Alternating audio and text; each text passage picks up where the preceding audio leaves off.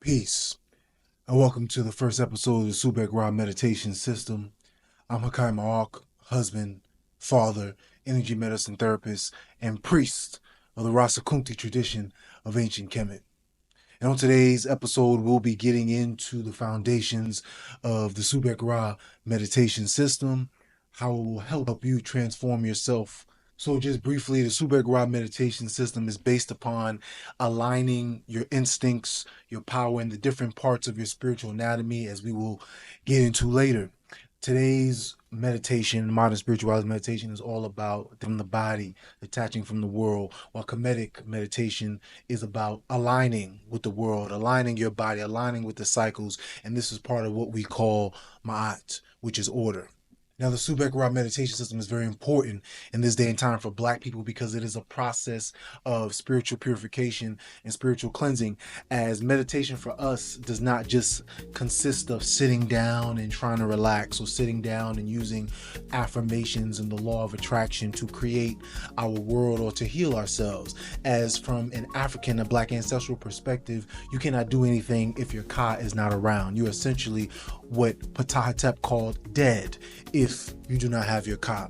So if we are not aligning with our Ka, we are not aligning our Ab with our Ka, we have not purified our Ab, our mind, with the foreign programming, with the traumas that we have come to inherit and we've come to experience in the diaspora, then there's really no spiritual no true spiritual transformation. There's really no true success, no true healing in a way that is tangible and applicable to our situations across finances, mental health, children, and all those other measurements of what we would call a good life. So what do we mean by this?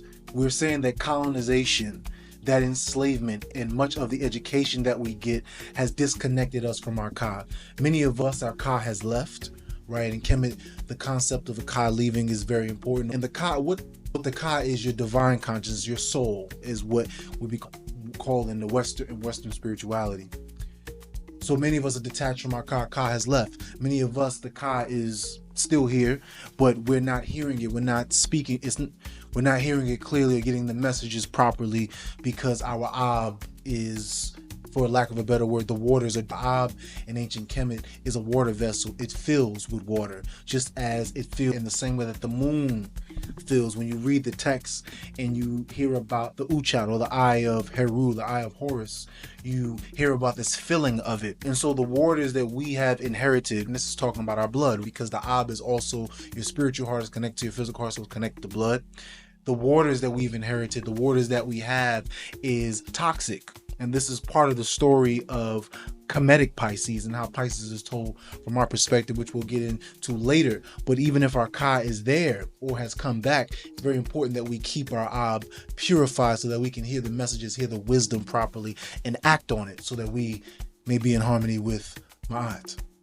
Now, the reason why I'm giving that brief background is just to give you a preview to show you that us just engaging in sitting down and meditating and breathing into theta and using this mantra and using this affirmation and visualizing the life that we want, that is oversimplistic. That is very reductionist for a Black person. That's very reductionist for people who are descendants of people who have Kas, people who center their spirituality and their destiny around their Ka, around their Ori Inu, around their Kra. And so any meditation practice, any spiritual practice that's not engaged with that is not for you and will not do much for you. And I'm not just talking theoretical model, I'm talking from personal experience, my wife's personal experience, my students' experiences, watching others' experiences. So as you see in the Subek Ra Meditation System, our tagline, harness the instinct, master the wisdom. Why is harnessing the instinct very important as what separates us from others? As we will get to later on with the actual crocodile, Subek. When you look into Kemet, the animal instincts are called Hati. So you can say it Hati with an H, or you can say Hati with a KH. People down in Nubia, when they would say words that started with the letter H, you would get more of a the KH sound, as you will see in many of the Cushitic languages, the Maasai, the Oromo. You will see some of this happen there. And it's not that no one said that in Lower Kemet, but you'll see more of that in the Nubian languages. And we say Kati, right? So the Kati, your animal instincts, is something from an ancient Kemetic perspective. It's something that you gain control of, but in a sense of aligning, right? To master that wisdom. We don't look at it as something to escape, to transcend, to rise above, as modern spirituality and Western spirituality talks about. And one of those reasons is because the fundamental difference in how we view life, right? The European linear oppositional model versus the Black ancestral, the African cyclical world, the cyclical horizontal worldview of the world, right? So we are not trying to dispatch and get rid of our animal instincts, because they are what make us alive. That they are part of what allows us to be alive in the first place, right? So from a Kemetic perspective, that sphinx, that the so-called sphinx that you see, right? That sphinx is laying down. A lot of times, including the crocodile, Subek, you see the animals lying down, right? It's a state of rest. It's a state of, as you would say to a dog, to stay, right? Not just sit, but stay, right? This kind of mastery, right? Because the Hora Marquette, or the Sphinx, is also related to the sign of what you call Leo, right? This, and Leo as a zodiac sign deals with self-mastery. So we, once again, we are not into transcending instincts. We are not into labeling instincts as bad and as evil and all that. Those things are the Western esoteric and the religious perspective of Europeans and their history, and how they deal with dichotomy of flesh and spirit, where flesh is evil, right? Flesh is sin. So before we go deeper, it's important to give just a brief explanation of why we say Subek and not Sobek. A lot of the names in which how we call Interu and how we invoke them are a little different than what you might find in Wallace Budge's dictionary, what you might find others use. And the reason being is that vowels were not written in Kemet, right? You see in Hieroglyph Dictionary. So these vowels by the Egyptologists are arbitrarily placed in words. They're not written down. But just because we didn't write them doesn't mean that we did not speak them. And that's where the concept in African traditions of oral histories and passing things down through the words, meaning that the way that Subek would be written in a hieroglyphic dictionary would normally be how Budge saw it and others would see it, is SBK. But of course he would put SCBK, Sabek or Sobek. He would arbitrarily put it, and sometimes he got it right, a lot of times he got it wrong. And it was very important to look into the other African languages to truly understand how that sound might have been coming across. And not just look into the other African languages, but listen to your own ancestors, convene with them, let them tell you, because those oral histories are still being passed down in our blood, even if we are not on the continent. This is one of the biggest lies about us being disconnected from our source in Africa. We view this disconnection only in a very tangible matter, and not in an intangible, a spiritual and energetic manner. Those bloodlines of warriors, those bloodlines of doctors, those bloodlines of teachers is still in your blood. It did not change just because you crossed the Atlantic. It did not change if you were here and then you were enslaved while you were here on this land in America. It didn't change. The blood doesn't change. What happens to the blood is that it becomes toxic, becomes impure, and therefore purifying it allows you to hear. This is the Ab talking now.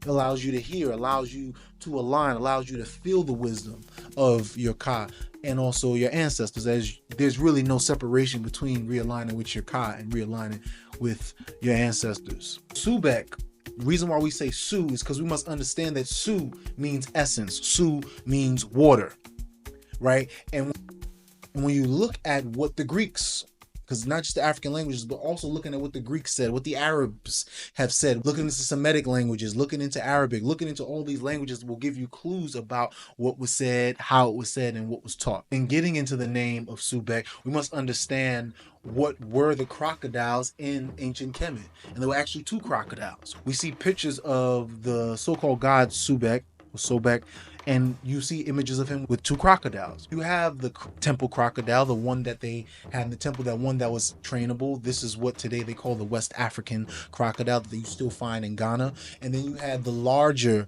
crocodile, Crocodilus niloticus, which was the bigger crocodile, which was Some people say it used to protect Kemet along the protective banks, but it was a larger, more ferocious crocodile. And you see this duality of personality within Subek when you read the literature. You have the temple crocodile, which is classified called Crocodilus suchus, right? And suchus was the Greek name of what they called Subek. Now, what is suchus? Su means essence, su means water. The kus is where we get the concept of chaos. If you were to go to any AI art image generator, if you were to maybe do research with AI, you'll find this word cosmic comes up a lot to describe the universe. Well, that word cosmos comes from the Greek chaos, and it's with a K. And when we trace it back to the word hus, Wallace Budge wrote this as Hus, Huss, is one of the titles of Subek, where he's called Rehus or Rakus, meaning the mouth of chaos. And this idea of the cosmos and chaos is where we get into this concept of Subek being the Lord. This gets into his creation story, the one where he is the center, the one where Nata, or so-called Nath, is the center. Because as we said in the 14 Call Ra series, as we said in the Raising of the Jet series, we have to understand that this focus that we have in Kemet of Wuser, Aset, and Heru has to do more of the Egyptologist agenda to align it with the religions of Christianity.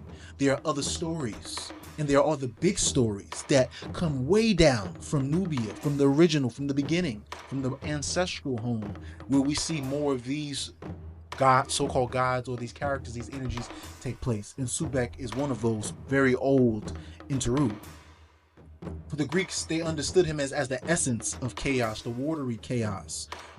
What you get with the temple crocodile is this transformation of this essence, as that crocodile is known to be very trainable.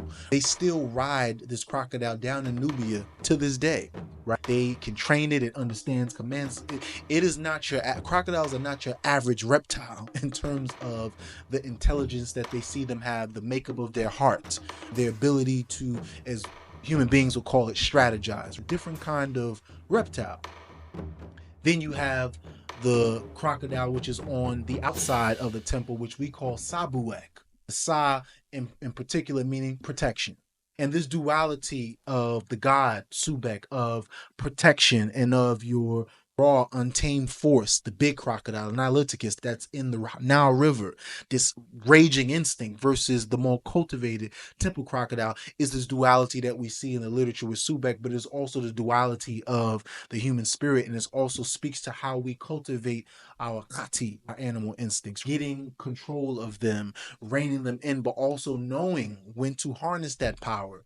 The Nile crocodile has, the Niloticus, the bigger one, has its place, has its role for protection, has its role. And we see this in the literature and some of the stories where we see Subek go down into the water to bring up the body of Wuser after threw him in the water. You have multiple stories of Wuser, not just him, oh, his body got cut up into pieces and thrown in there. There's a story that predates that one, where he's just thrown in the river and drowned, right? And Aset and Heru are on the banks, and Heru's a grown man.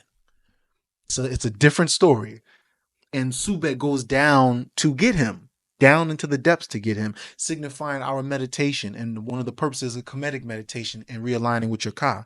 And in one of the stories, when he goes down to get him, they say that bites off a piece of him. And this is talking about that appetite of the crocodile, this instinct to eat, but then there's also this instinct to protect. And we see this in the mother crocodile, where she carries the babies to the water in her mouth. All the senses, all the sensations and the nerve senses in her mouth that says eat, bite down, something is there. She's controlling it to make sure that the species that these crocodile babies can live on. It's a certain aspect of discipline. And our ancestors noticed this. Remember, our astrology, our spirituality is very tangible. We didn't delete earth for heaven as we see in Western spirituality. It is aligned, it is united. This is one of the reasons for his name that we will get into at another time.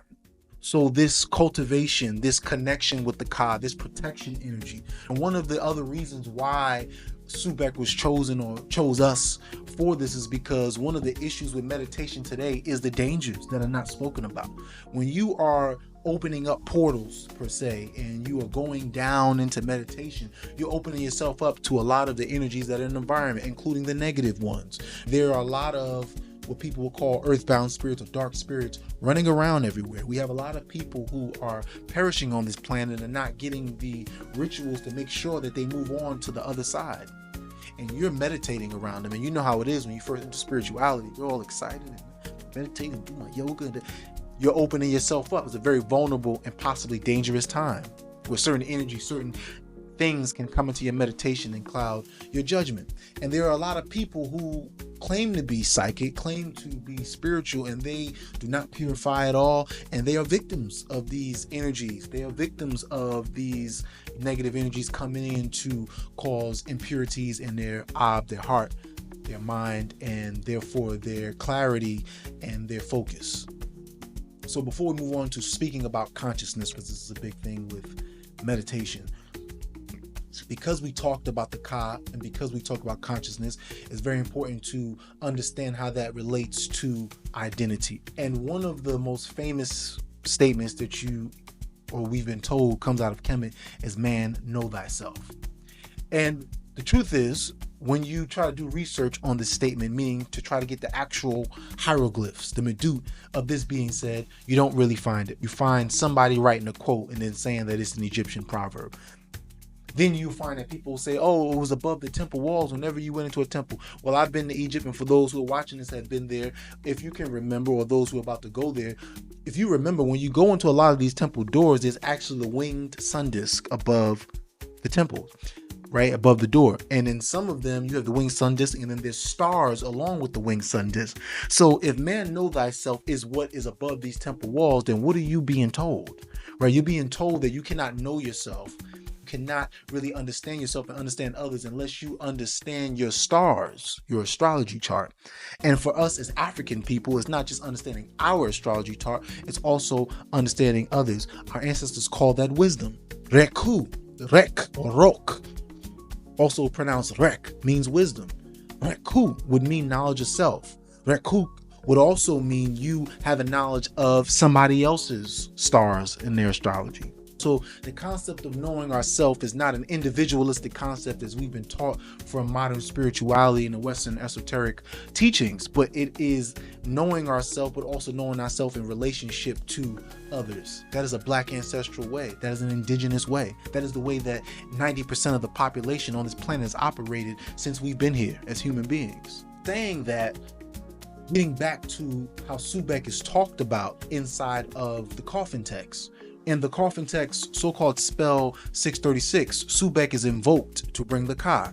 This spell of him being invoked to bring the Ka is what I said earlier about this tangibility of ancient Kemet, this unification of heaven and earth. Now, a crocodile represents this duality of consciousness, right? Submersion, going under the water, and emergence, coming out of the water. When the crocodile rises out of the water to grab something, or when it just rises up out of the water and its head and its nose is out of the water, versus when it goes underwater. This duality reflects the instinctual submerged and the conscious emerged states within us. When you look into the Khan and you hear the proverbs, you read the proverbs about the crocodile, right? The crocodile lives in water but breathes air.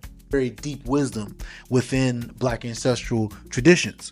So in this so-called spell in Kemet, he's being invoked to go retrieve the Ka. Is important because we're talking about water, but we also understand that water as a body is looked at as a reflection of the heaven, because in ancient Kemet, when we talk about spirituality, when we talk about astrology, and when we talk about the sky and the water, they're looked at as reflections of each other.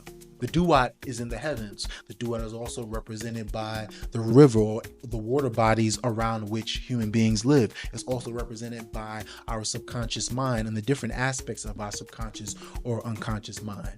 It's a circle. These are all integrated. So in coffin text spells 268 and 285, where there's a focus on becoming Subek, Lord of the winding waterway. This winding waterway that is being spoken about is not just talking about the river, below the waters of the Nile, it's talking about, some say it's a reference to the ecliptic in which the sun travels, because we know Subek Ra is associated, is a so-called solar deity, right?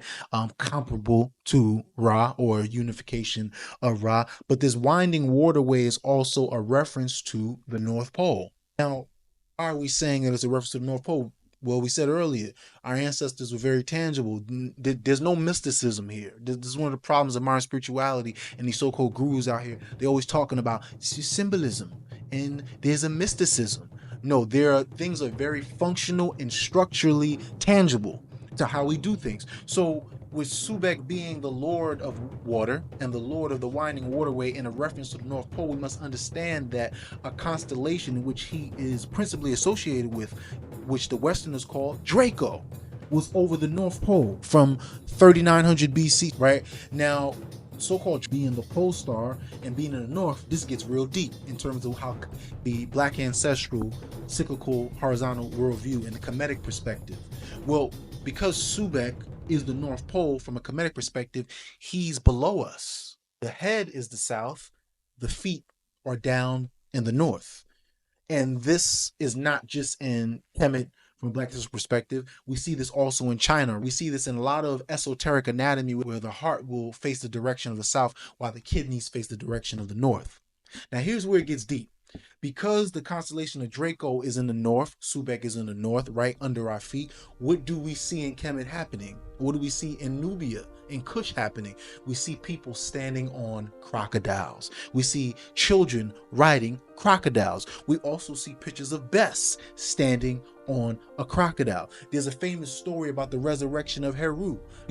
Modern spirituality focus on the death of User and his resurrection, but they don't talk about the resurrection of Heru when he dies. So when he's poisoned by a scorpion, and then the outcome of his resurrection from Jehuti, from Serket, from Nephet, from Aset, the outcome of that in that stele is shown for him to be standing on top of a crocodile. Very astrological. As we said, Astrology Episode 1, there is no Kemetic spirituality without astrology. Once again, man know thyself, right? The winged sun disk, it is a solar, it is celestial. You cannot begin to talk about Kemetic spirituality properly if you're not talking about somebody's chart, if you're not talking about your chart, if you're not talking about the heavens. And the problem is that we've seen for the last 52 years in the Kemetic spiritual space, the black spiritual space, is that people have been doing that without talking about it properly. Nothing tangible, nothing that is based on the values of our ancestors, but is more in line with Western esoteric traditions, which by virtue themselves have removed astrology from a lot of their spiritual practices, and not just because of an intention to steal from people. That's not really the main reason, but also because we have to understand the history of Europe and how they had to remove astrology from a lot of stuff because they were being persecuted by the Catholic Church. That's just one of the reasons. So when they say universal and cosmic law and divine law, many times they're not even talking about what's in the universe, planets, stars, but they're not even talking about those things. They start talking about these abstractions and these theoretical models of what they have interpreted about what the Arabs said and what the Arabs thought that the Greeks said and what the Greeks thought that the Kemites said, which comes down to me and you, which is have all these other cultures and their own cultural values, their linear vertical model imprinted on it, and then you and me eat it, thinking that it's truly Kemet, thinking that it's truly ancestral. We meditate on it, meditate with it, but never truly get to where we need to go, closer to our ancestors and closer to our Ka, because what we've been given is not true Kemetic, not true black ancestral values. So-called Draco, Subek, is below our feet from a Kemetic perspective. And another thing I want to say about that is that you see in the text, you see in the Nubian Kushite histories that, we like Subek, right? We like the dragon, so-called Draco, right? The Chinese, we like the dragon. The dragon is good for us, right?